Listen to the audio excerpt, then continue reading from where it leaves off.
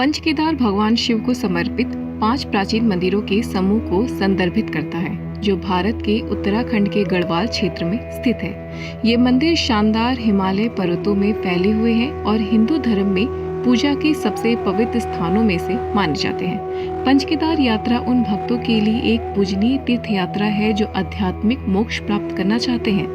वैसे तो उत्तराखंड राज्य में हिंदू देवी देवताओं को समर्पित कई मंदिर हैं।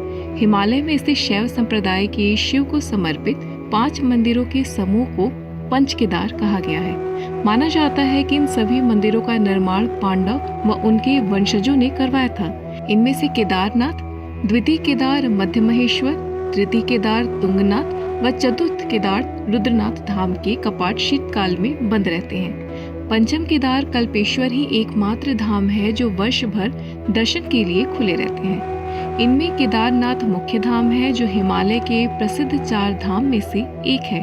केदारनाथ में भगवान शिव वृषभ यानी बैल की पीठ की आकृति पिंड के रूप में पूजे जाते हैं, जबकि मध्य महेश्वर में भगवान की नाभि, तुंगनाथ में भुजा, रुद्रनाथ में मुख और कल्पेश्वर में जटा के दर्शन होते हैं। अब जानते हैं क्या है पंचकेदार के रहस्य।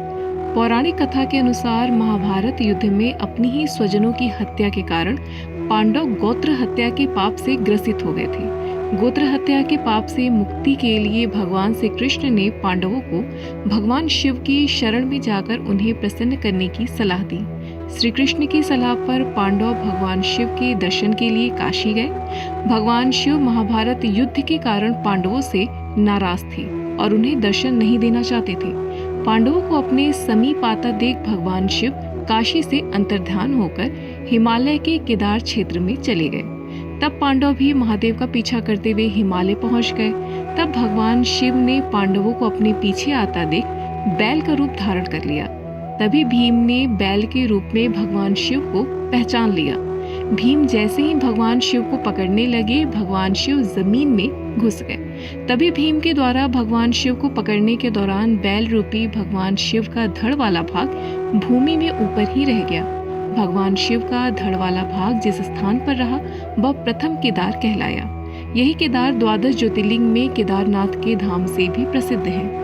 भगवान शिव को ढूंढने के क्रम में हिमालय के जिन 5 स्थानों पर पांडवों को भगवान शिव के जिन 5 अंगों के दर्शन हुए, वहां पर पांडवों द्वारा भगवान शिव के मंदिरों की स्थापना की गई। तब केदार क्षेत्र में स्थित होने के कारण ये स्थान पंचकेदार कहलाए। पांडवों को इस तरह से दर्शन देने के विषय में भगवान शिव व माता पार्वती के मध्य हुए संवाद का वृत्तांत स्कंद पुराण में इस प्रकार मिलता है। जब भगवान शिव माता पार्वती को बताते हुए कहते हैं कि पूर्व में जब पांडव गोत्र हत्या के पाप से मुक्ति के लिए मेरी शरण में आए तो मेरे केदार क्षेत्र में उन्हें गोत्र हत्या के पाप से मुक्ति मिली। मेरा यह मुक्तिदाता केदार देश के तीनों लोकों में प्रसिद्ध है। पंच केदारों में प्रथम केदार केदारनाथ है, जहाँ सर्वप्रथम पांडवों को भगवान शिव के धड़ के दर्शन हुए थे।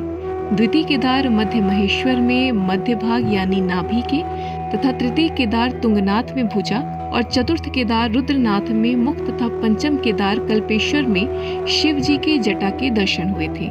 इन 5 केदारों में से 3 केदार केदारनाथ मध्य महेश्वर और तुंगनाथ उत्तराखंड के रुद्रप्रयाग जनपद में तथा 2 केदार रुद्रनाथ और कल्पेश्वर चमोली जनपद में स्थित हैं। इस स्थान के बारे में स्कंद पुराण में यह भी उल्लेख मिलता है कि यहीं पर अंधकासुर दैत्य के अत्याचारों से पीड़ित देवताओं ने भगवान शिव की स्तुति की थी। तब देवताओं की स्तुति से प्रसन्न होकर भगवान शिव ने उन्हें अंधकासुर के अत्याचारों से मुक्त कराने का वचन देते हुए इस स्थान को अपना सबसे प्रिय स्थान बताते हुए सभी देवताओं से यह कहा था कि निसंदेह यह स्थान मुझे अत्यंत प्रिय है, अतः आपके स्नेह के कारण समग्र भाव से मैं और पार्वती अपने गणों के साथ सदा यहाँ निवास करेंगे। मुझे इस स्थान से बढ़कर कोई दूसरा स्थान प्रिय नहीं है। इस धाम के विषय में एक और भी मान्यता है कि यहाँ पर भगवान शिव ने अपनी जटा से वीरभद्र की भी उत्पत्ति की थी। वीरभद्र को इस क्षेत्र में भगवान शिव के मंत्री के रूप में पूजा जाता है।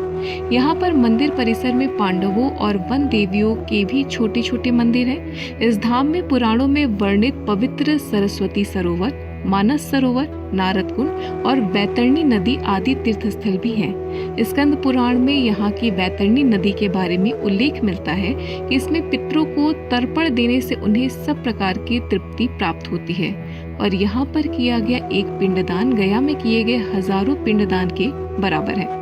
इसी प्रकार यहाँ के सरस्वती कुंड के विषय में भी स्कंद पुराण में बताया गया है कि सरोवर में मृकुंड नाम का एक मत्स्य हजारों वर्ष से तपस्यारत है। कृष्ण पक्ष की महाचतुर्दशी के दिन यह मत्स्य अपने परिवार के साथ इस कुंड में विचरण करता हुआ दिखाई देता है।